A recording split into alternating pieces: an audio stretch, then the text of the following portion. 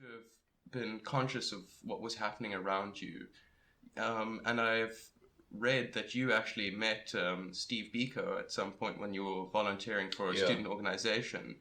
And I've got a double-pronged question. So, as someone who's only ever read about him, I would like to know a bit of what he was like as a person, and what effect did meeting him have on the path of your career? Yeah.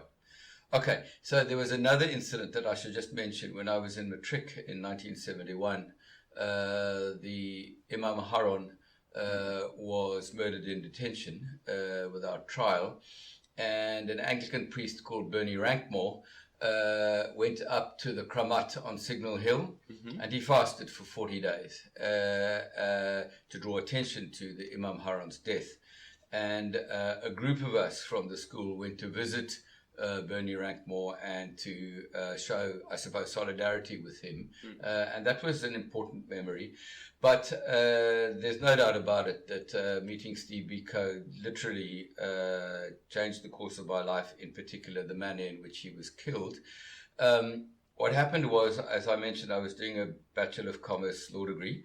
And through contacts in the Anglican Church, through my father, I got in touch with, there was a lot of publicity at that point in 1973 about forced removals from in the Eastern Cape around what became the Ciskei. And there was a particularly infamous removal place called Dimbaza near King Williamstown.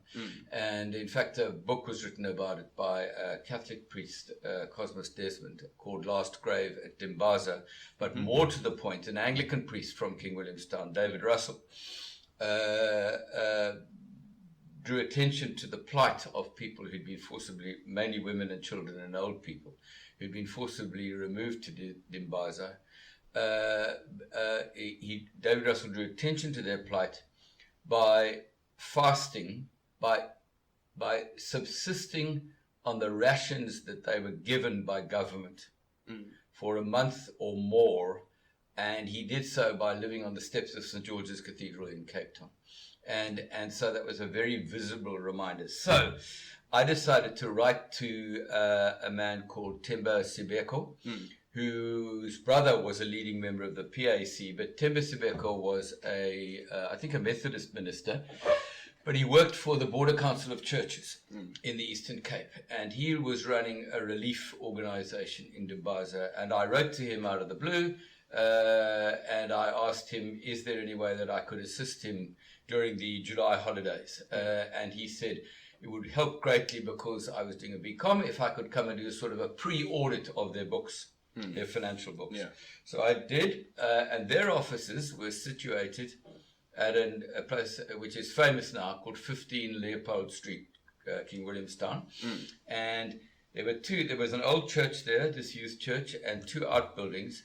In one of the outbuildings, Steve Biko and Mulusi Mpumulwana and a bunch of other people who'd been involved with SASO and the Black People's Convention, and they'd all been banned to King Williamstown. They hung out together during the day, even though they broke their banning orders every single day like that by associating with another banned person. And then the other office was the Border Council of Churches. And when I pitched up on the Monday morning and walked in, this sort of callow white boy, aged 19 years old,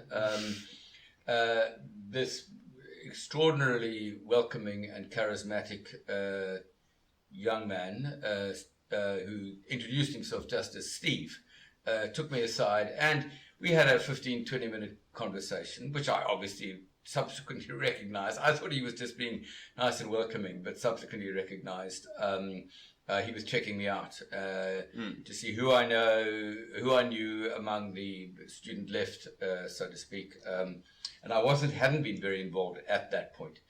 But then, through my exposure to him and the other people there, Mampela Rampele was also there. He became Vice Chancellor of UCT. She was running a rural clinic as a medical doctor called Zanempilo.